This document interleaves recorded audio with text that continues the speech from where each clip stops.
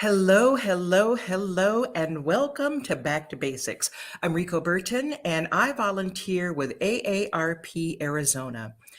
AARP has over 900,000 members right here in Arizona and a couple of million nationwide.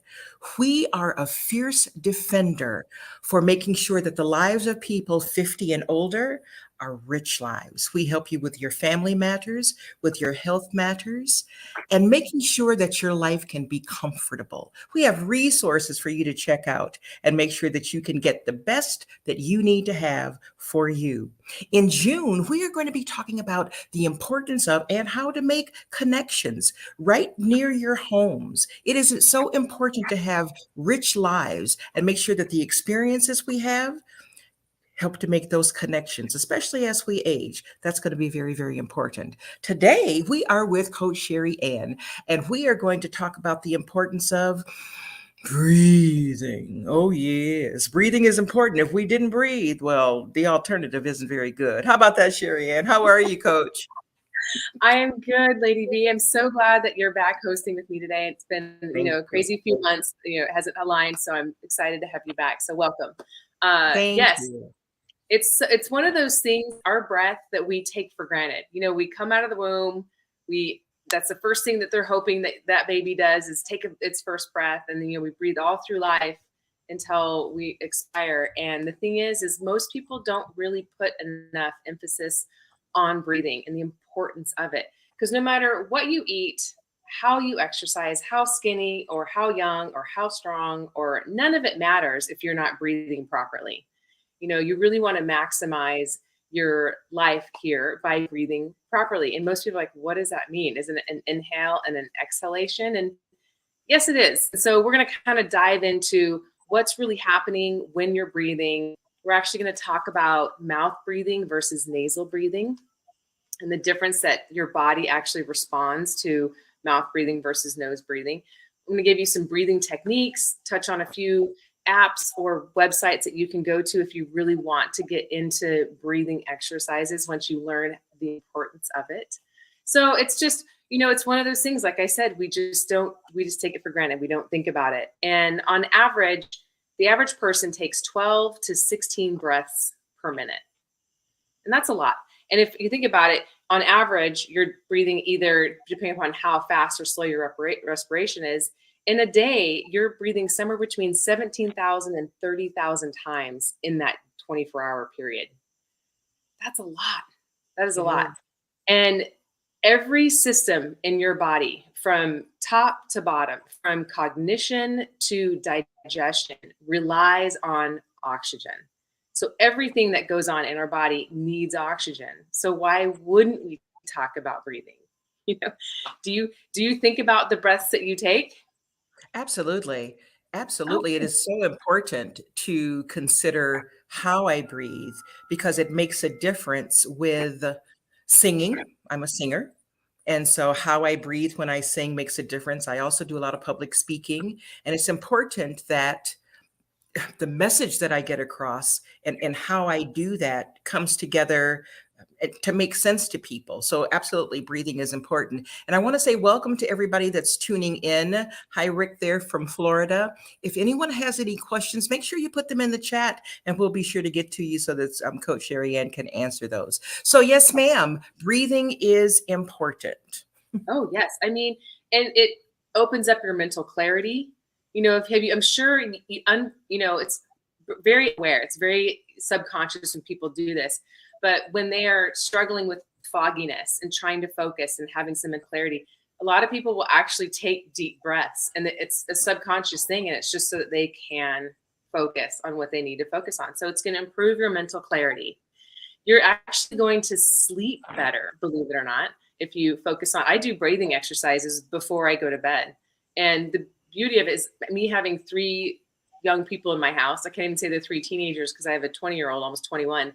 But my teenage boys, they do breathing exercises before they go to bed. And a lot of it's just because they're so busy that they know that if they need to sleep good, they're going to lay down and they'll do their breathing exercises so that they can just slow everything down so they can sleep better. your digestion will actually be more efficient.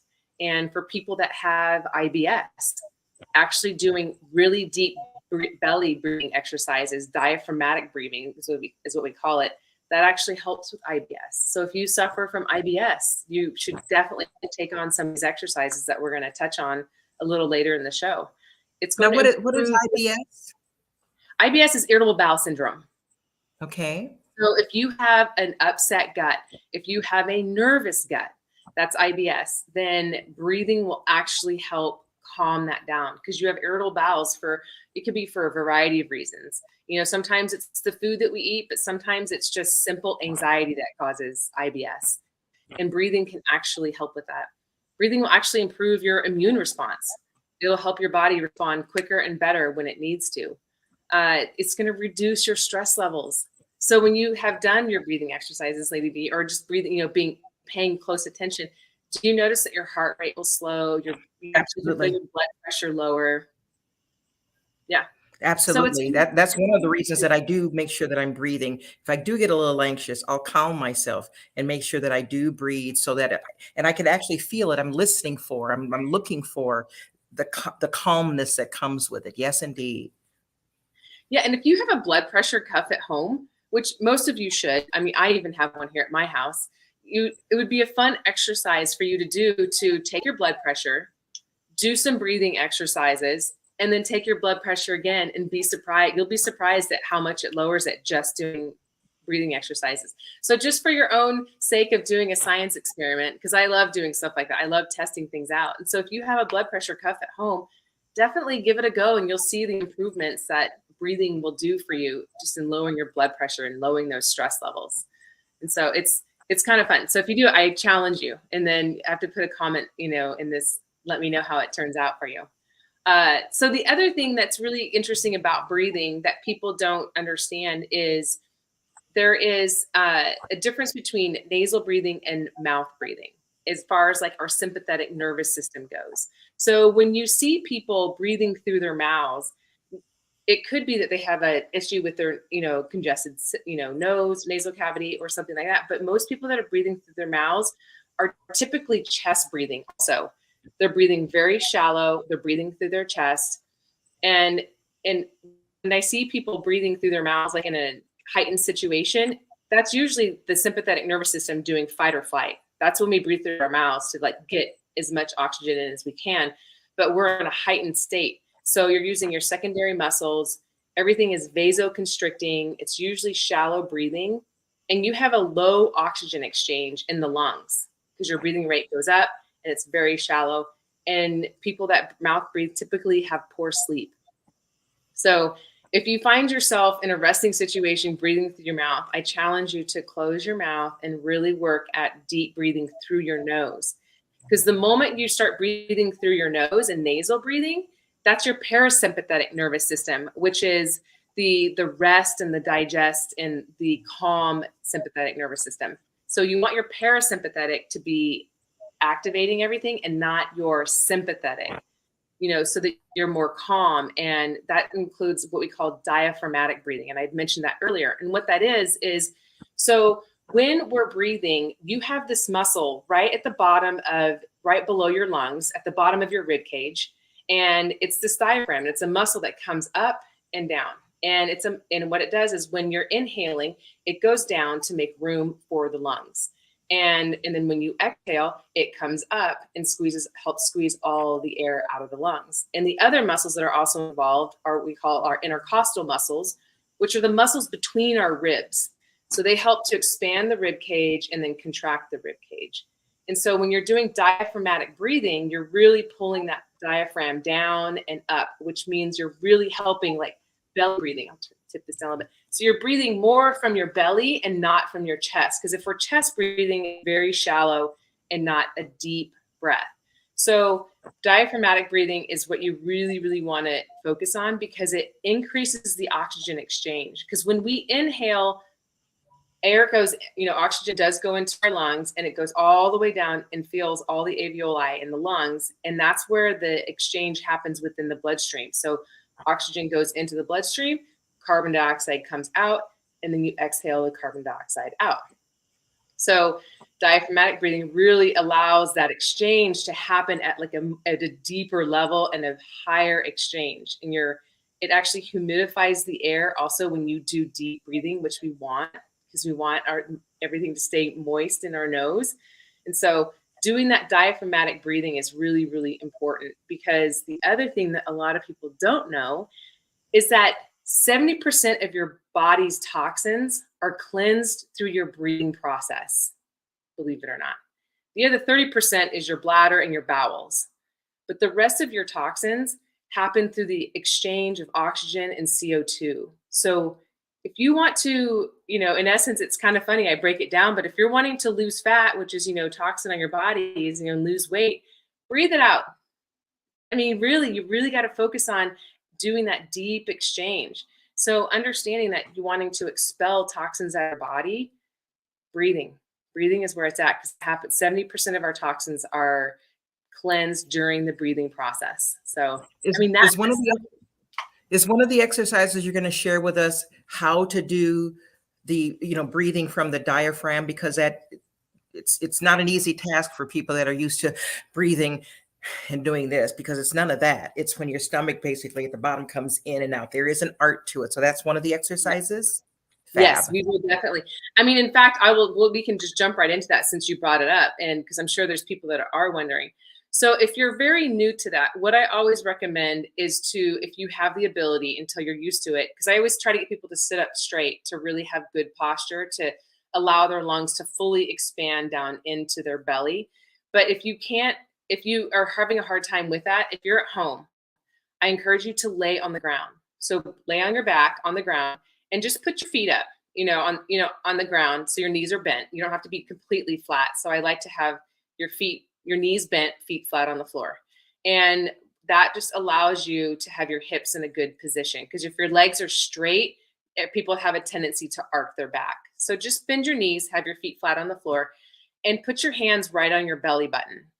And everyone here has seen a baby breathe.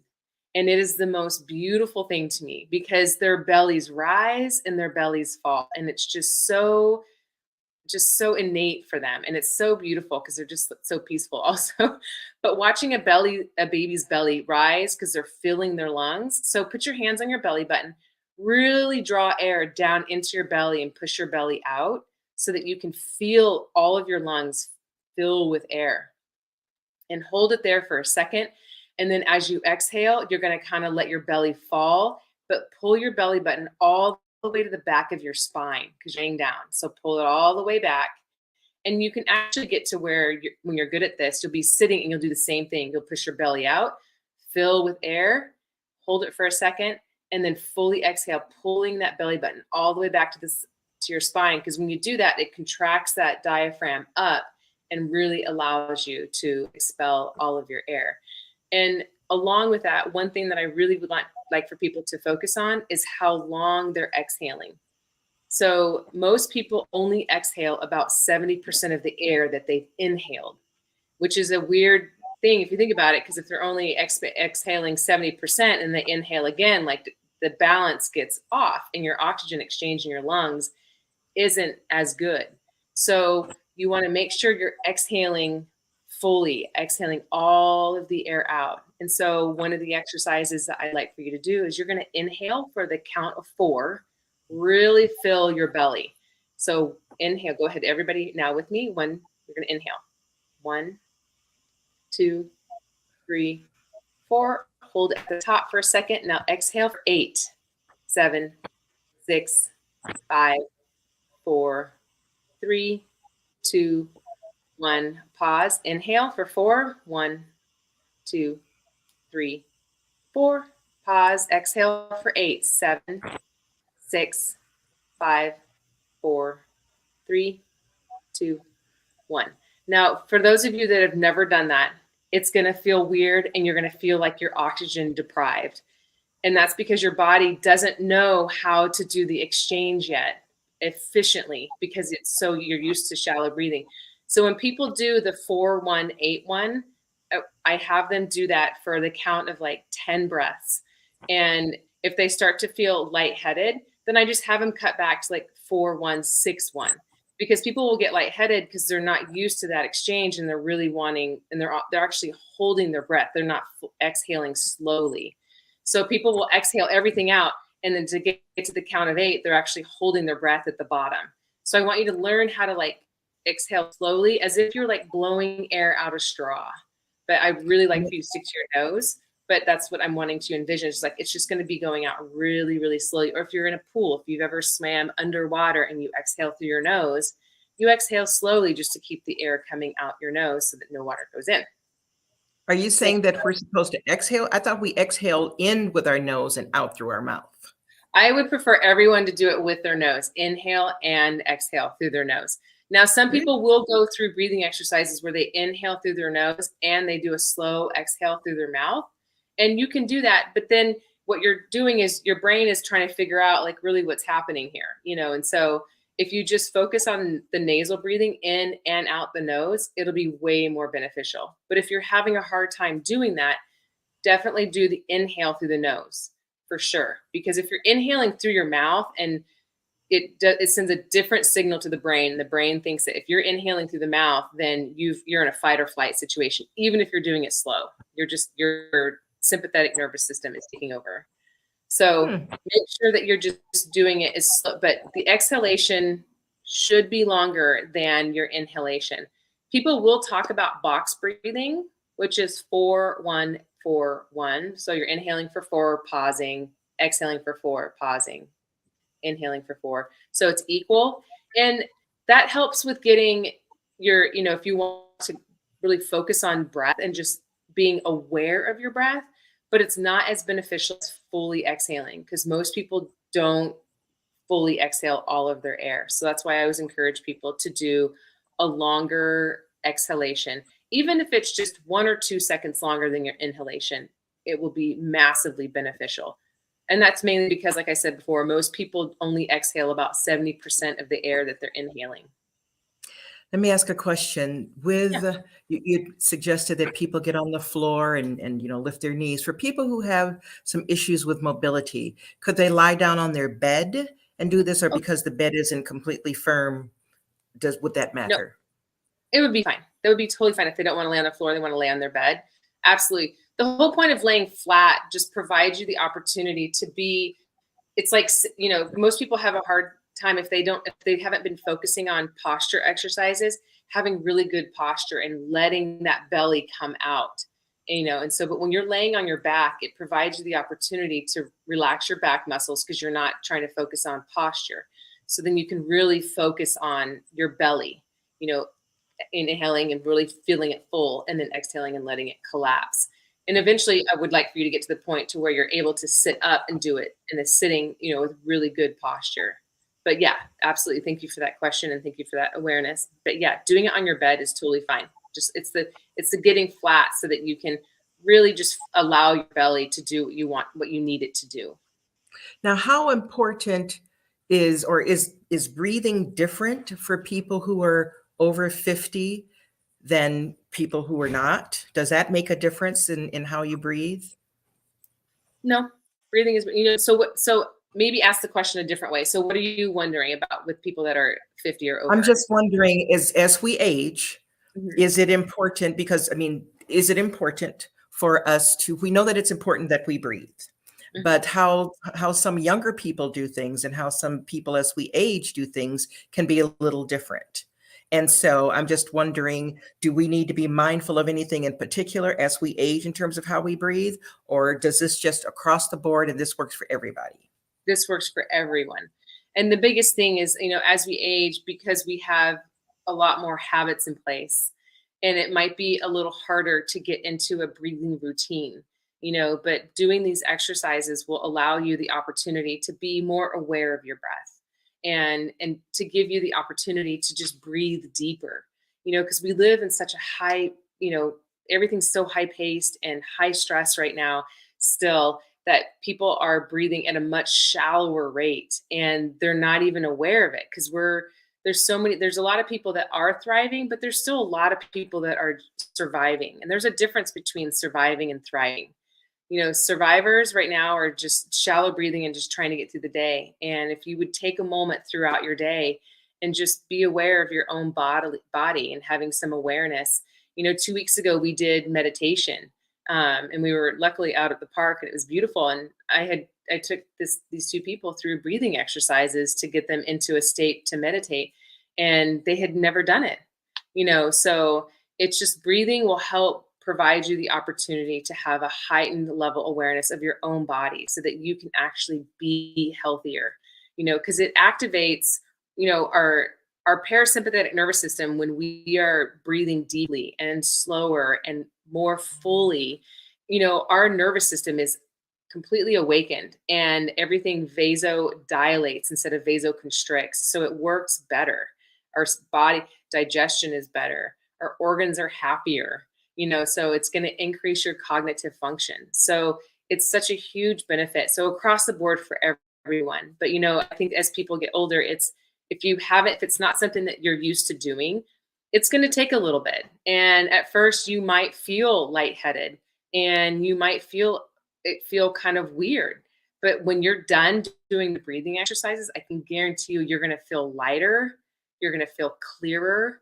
And so, but while you're in it, it feels weird. I remember when I first started doing 4-1-8-1, the 8 exhalation took me a while to get used to because I was exhaling too fast.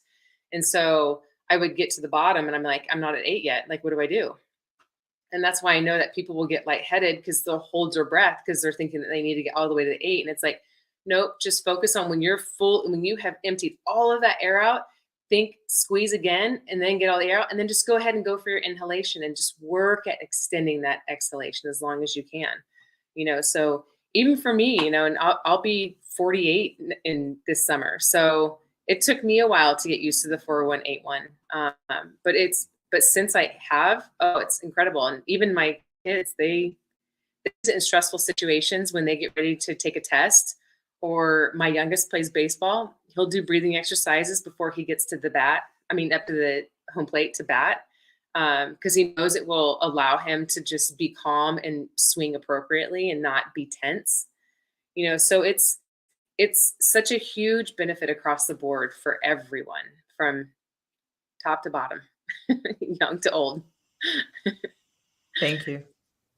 So I don't know if any questions have come in from our guests that are watching, or if anybody wants to share like what their breathing experiences have been, when they found themselves in situations. If you're in a heightened alert situation where you're nervous, and like you said, Lady B, you do public speaking. Breathing exercise for public speaking allows you the opportunity to have that clarity and have a clear voice and deliver your message effectively. Because if we're uptight and tense, that's when you hear people's voices like quiver a little bit. And so it provides you the opportunity, I'm sure, to just be calm and deliver what you need to deliver. And again, for speaking, to be able to hold your breath or to hold a note as long as you want, for an extended period. Swimming also helps you with your breathing. Yes. That's another exercise that really, really helps. So you did the one exercise. Are there others that you have for us to do for breathing? Yeah. So there's a couple of different. So like I said, I prefer the exhalation to be longer. And then you can do the box breathing if you are not comfortable yet extending your exhalation. The box, like I said, is 4-1-4-1, so it just is equal. And then you can just do circle breathing, which is no pause.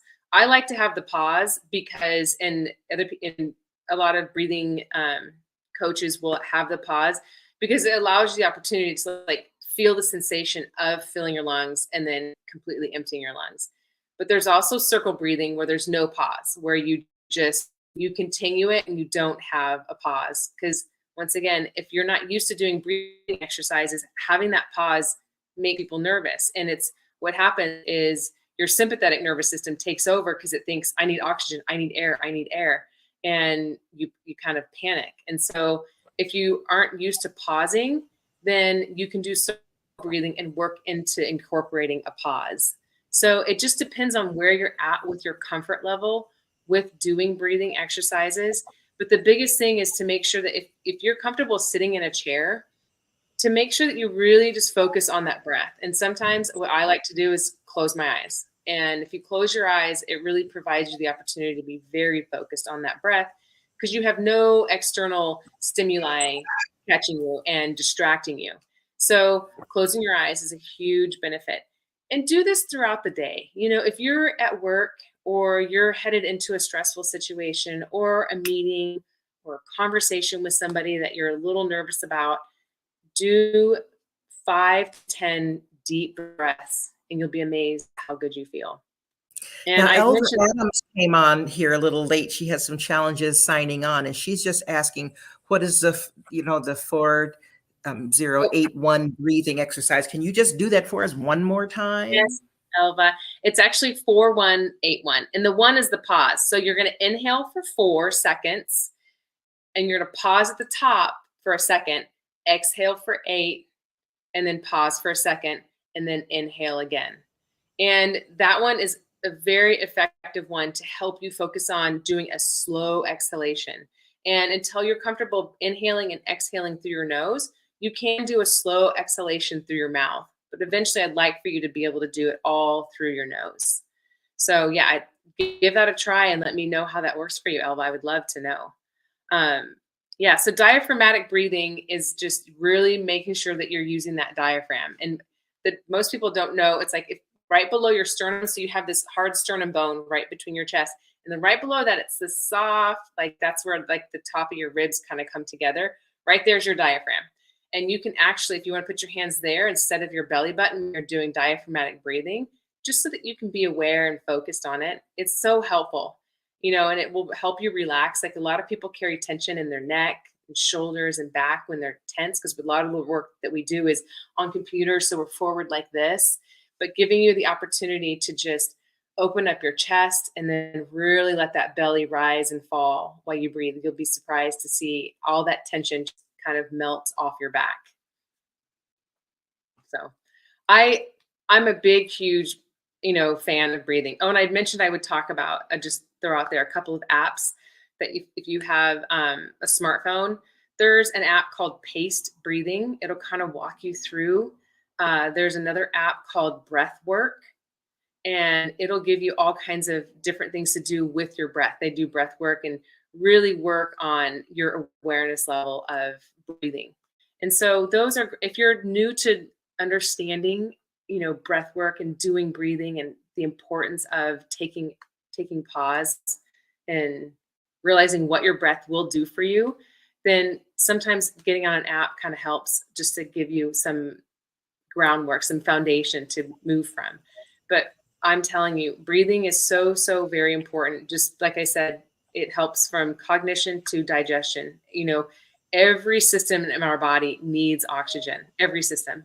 So don't It take helps your in our breathing. relationships too. When in terms of our relationships, when we think about people who get a little upset or, nearing some kind of conflict, and they'll tell you, before you say anything, before you do anything, count to 10. They're asking you really to breathe and to calm yourself for a moment, clear yourself. There's that cognition, that clarity that we need before you say or do something that you wish you hadn't said or done, right? Yes. And so the breathing is going to help for a lot of reasons in a lot of ways, right? And so do you agree with that, Coach? Oh, 100%. Because when you're breathing, deep breathing, like effectively breathing, because we're all breathing, otherwise we'd be dead. So if you're effectively breathing, it vasodilates, which means it just opens up your vessels. It opens up your ability to see things and have a little clearer picture. And if you're going into a situation with a relationship, it helps you respond versus react. Because when we're shallow breathing and we're letting that sympathetic nervous system take over, we have everything vasoconstricts. We look like we're seeing through a monocle rather than having a full vision of something. And so it definitely helps across the board in everything. Breathing is like paramount. If you're not able to breathe effectively, you're not really able to do anything else super effectively. The basis of everything is proper breathing. So don't take it for granted. Make sure that you're not shallow chest breathing and you're actually fully filling your lungs. Our lungs are actually a very large organ. Right. And Thank you so much for all the information you shared with us today. It's important that we learn to breathe effectively. We think because we do it all the time that we're doing it correctly. Not necessarily. I also want to thank our producer, Miss Dawn, for being so supportive and making sure information gets to us and into the chat. Very, very helpful. It's been delightful to be back with you, Coach, after my time away with our schedules not matching up. Look forward to the next time that we're together and looking forward to June. We're going to talk about making connections and having experiences in our environment that are going to help us do that. Thank you so much. Tell a friend about us. Go take a look at our resources, and we hope to see you again. Until then, take care and God bless. Thank you.